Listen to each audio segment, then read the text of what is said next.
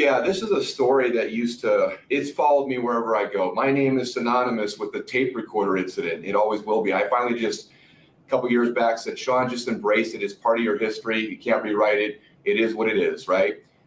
Basically, long story short, stupid thing to do, looking back now, but I had absolutely no wrongful intent whatsoever. God is my witness. And I think most people, I've shared this story in interviews and I've had personal conversations about it, and for the most part, I think people know the truth, which is what I'm about to share again here with you. My dad is who bought me my first tape recorder ever because he knew I was a character as a kid. I used to always imitating people, and acting up. I was just kind of the entertainment bug is in my DNA. It's just who I am, right? And so he's the one that got me my first tape recorder. And then later in life, when I was training with WWE, it was even recommended or suggested by guys like Dory Funk and even Tom Pritchard, I believe had said this, but I heard it also through other wrestlers. Hey, man, you're on the road for hours upon hours at a time. You've spent a lot of time traveling. Get a tape recorder and work on your promos, work on your craft, perfect your craft, right? You're in a car for hours, tell a story, work on your character. And that's exactly why I had it. Basically, so that's why I had it in the first place, right? I'm traveling, I'm working on promos, working on my character or whatever, just trying to develop my speaking skills. And, there was a particular weekend where I was in Montreal. And of course, everything there is, half French, right? French language, speaking, writing, it's French, right? So I was traveling with British Bulldog, Davey Boy Smith, rest his soul, Steve Blackman. And I was on the road. And so we were on the road for a few days and I was traveling with them. And so I just thought it would be funny to record them bitching and complaining in the car because, two bodybuilder type guys, on the road for 3-4 days, it just, in a playful way, just bickering and goofing around and what, just that sort of thing. They were kind of at each other a little bit, kind of joking and trying to throw ribs on each other, just speak, in conversation. So I just thought it would be funny to record them. At the time, thought that was a good idea. Record them, and then I was going to later play it back for them, say, hey, this is what you guys sounded like, the last 3 days. As a joke, it was a rip. That's all it was. And there was a point, though, when I was at the Montreal airport, I think it was, and I had the recorder out, and I was acting like, say it was my recorder, like, hey, Steve Blackman, we're here at the Montreal airport. What do you think of Quebec and all this French stuff going on around here? And I kind of just did that, put it up to his face, and he kind of looked at me funny, like, he goes, hey, I can tell you didn't feel comfortable, right? He goes, hey, you're not recording with that, are you? I said, yeah. And he goes, well, you weren't recording with that in the car or at any other time, were you? And I said, and at that point, that's where I went wrong. I lied.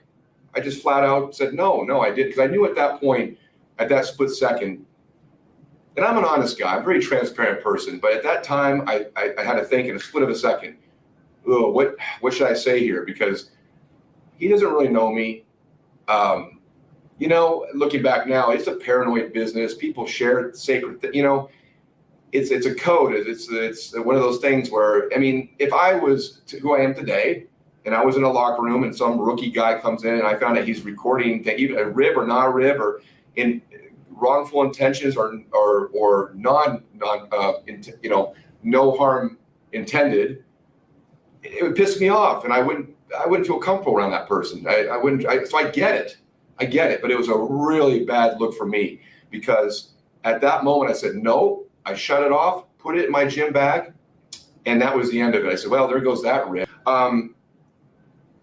Basically, when I was asked if I was recording or had recorded, where I went wrong, I should have just been upfront and honest right then and there, but I said no, because I knew at that split moment, I said, these guys don't know me. They don't know me like my high school buddies. They don't know me like family. They don't know the goofy, have fun-loving Shawn that just I've always documented everything in high school. I was always the one with the video camera, always with tape recorders, always, documenting experiences and funny things and skits and imitations and impersonations, right? And so, I just realized, I said, this is just, you know what, just tell them no. And I knew at that point the rib was done. I'm not going to go that route now. So I just turned it off, put it in my bag. Next day, we're at TV's. I'm I put my bag in the locker room. I go out to the ring, going over my match for that night, and someone says, "Shawn, you got to come back to the locker room, man. It's not good." I was like, "What?" I had no idea what it was about. I get back there, and all the boys are in the locker room, just staring at me, and they had my bag, and I had a bunch of cassette tapes in my bag too. This is back in the cassette deck with the Walkman, cassettes. I had that and had all these cassette tapes.